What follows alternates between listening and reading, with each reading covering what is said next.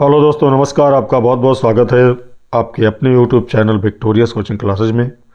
दोस्तों, आज की अपडेट में हम बात करने वाले हैं जो कि संबंधित है 69,000 उत्तर कुंजी मिशन सुप्रीम कोर्ट। जी हाँ दोस्तों, इसमें हम जानेंगे कि क्या होंगे वह संभावित आधार जिनको लेकर सरकार सुप्रीम कोर्ट जा सकती है या जाएगी।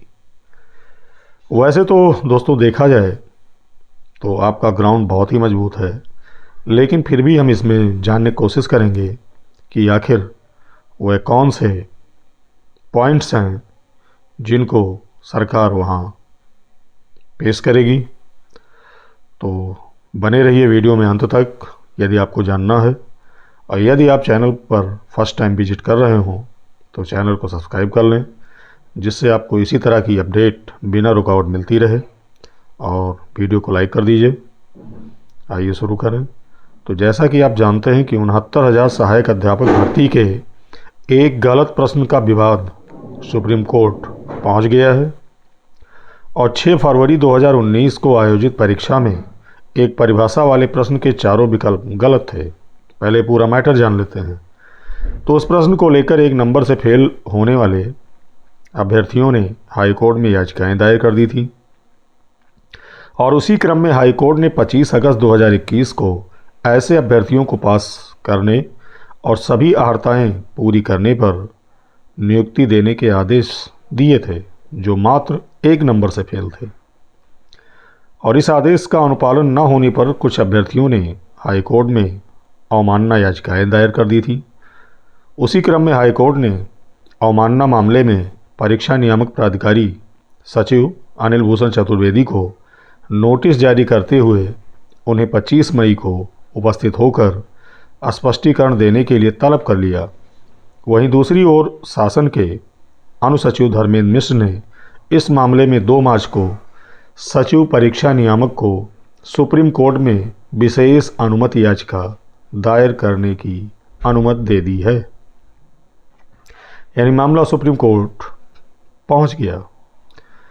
अब मुख्य बात जान लेते हैं कि आखिर सबके मन में यही क्वेश्चन चल रहा है कि सरकार आखिर वहाँ जाकर कहेगी क्या। तो दोस्तों, अब बात करेंगे इस विषय में कि सरकार के सुप्रीम कोर्ट जाने का ग्राउंड क्या हो सकता है।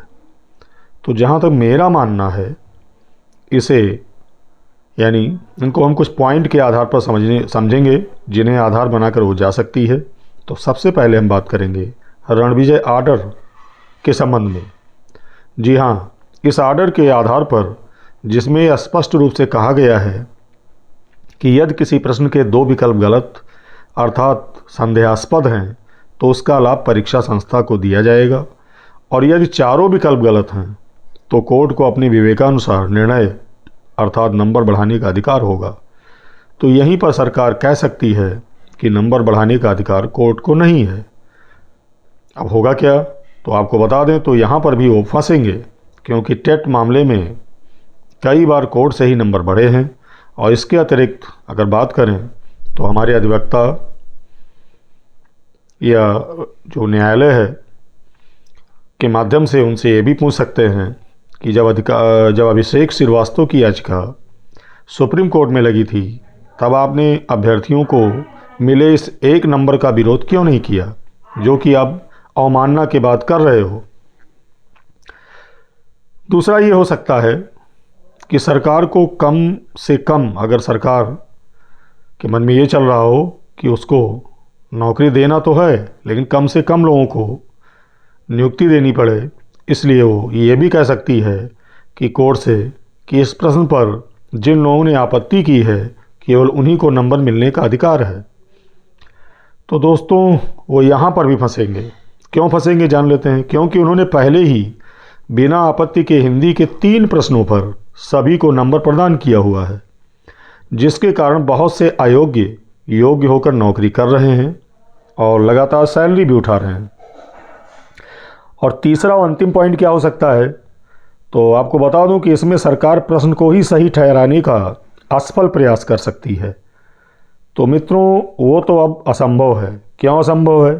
क्योंकि वेलफेयर ग्राह्य नाम से कोई भी व्यक्ति पृथ्वी पर अवतरित ही नहीं हुआ है जिसने ये परिभाषा दी हो, क्योंकि परिभाषा ग्राहम बेल फेयर की है।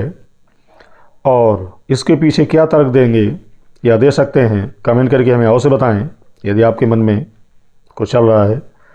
तो सारांश है, यानी दोस्तों कुल मिलाकर सारांश ये है कि कहीं से भी अपना पक्ष जो है वो कमज़ोर नहीं दिखाई देता, अतः घबराने की आवश्यकता नहीं है। परंतु नीति यही कहती है कि दुश्मन को कभी कमज़ोर नहीं समझना चाहिए, क्योंकि हम उस सिस्टम से लड़ाई लड़ रहे हैं जिसके पास स्रोत अनंत हैं और हमारे पास सीमित हैं।